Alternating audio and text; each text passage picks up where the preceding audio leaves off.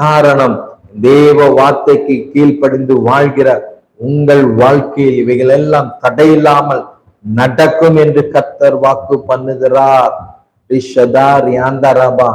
நம்புறேன், என் கர்த்தர் எனக்காக இதை செய்து முடிப்பார் என்று நான் நிச்சயத்தோடு கூட நான் வாஞ்சிக்கிறேன் பாஸ்டர். கர்த்தர் என்னோடு கூட பேசிக் கொண்டு இருக்கிறார். ஒருவேளை இதுவரை நீங்கள் மிகவும் தாழ்ந்த சூழ்நிலையில், ஏழ்மையில் வாழ்ந்து கொண்டிருக்கலாம், தரித்திரத்தில் வாழ்ந்து கொண்டிருக்கலாம். ஆனால் இந்த வார்த்தைகளை நம்பி நீங்கள் வாழும்போது உங்களுக்குள் ஒரு அசாத்திய மாற்றங்களை தேவன் கொடுக்க அவர் சித்தம் உள்ளவராயிருக்கிறார்.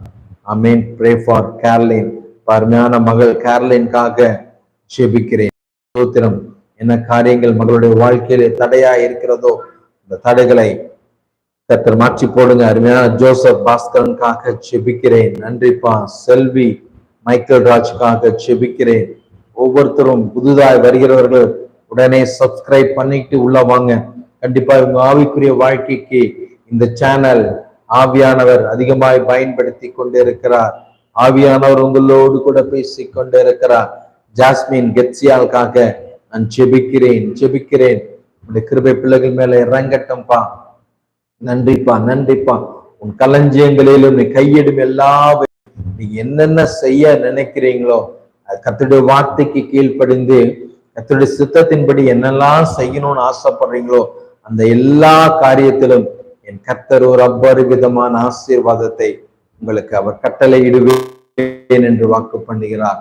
அடுத்த வசனம் சொல்கிறது, நீ உன் தேவனாகிய கர்த்தரின் கட்டளைகளை கை கொண்டு அவர் வழிகளில் நடக்கும் போது கர்த்தர் உனக்கு ஆணையிட்டபடியே உன்னை தமக்கு பரிசுத்த ஜனமாக நிலைப்படுத்தும், பரிசுத்த ஜாதியாய். இதுதாங்க ஹைலைட். இதுதான் ரொம்ப ரொம்ப முக்கியம். ஒரு பரிசுத்தம் இல்லாமல் தேவனை தரிசிக்க முடியாது. பரிசுத்தம் இல்லாமல் தேவனுக்கு பிரியமாய் வாழ முடியாது. பரிசுத்தம் இல்லாமல் ஆசீர்வாதங்களை பெற்றுக்கொள்ள முடியாது. அப்போ தேவனுடைய கட்டளைகளுக்கு கீழ்ப்படிந்து வாழும் போது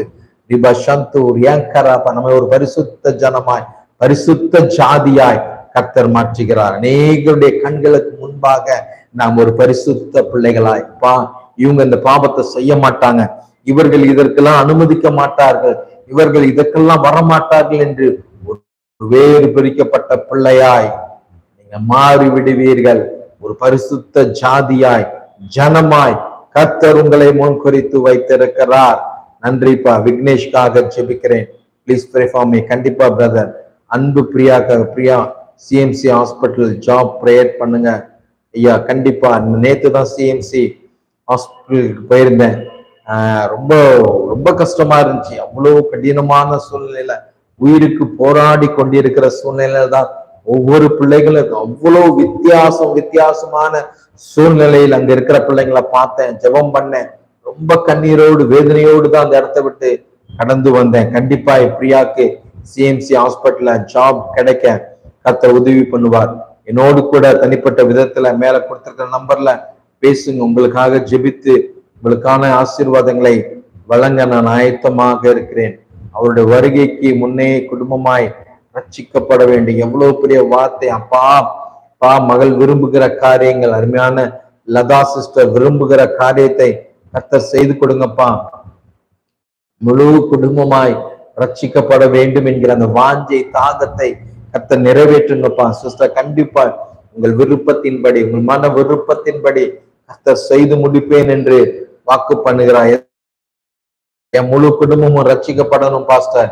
என்னோட பிள்ளைங்க ரட்சிக்கப்படணும், என் கணவன் ரட்சிக்கப்படணும், என் மனைவி ரட்சிக்கப்படணும்னு ஆசைப்படுறவங்க எல்லாம் ஒரு ஆமேன் சொல்லுங்களேன். தேவன் உங்களுடைய வாஞ்சை, உங்கள் விசுவாசத்தை பார்த்து அவர் அப்படியே கிரியை செய்கிறவராய் இருக்கிறார்.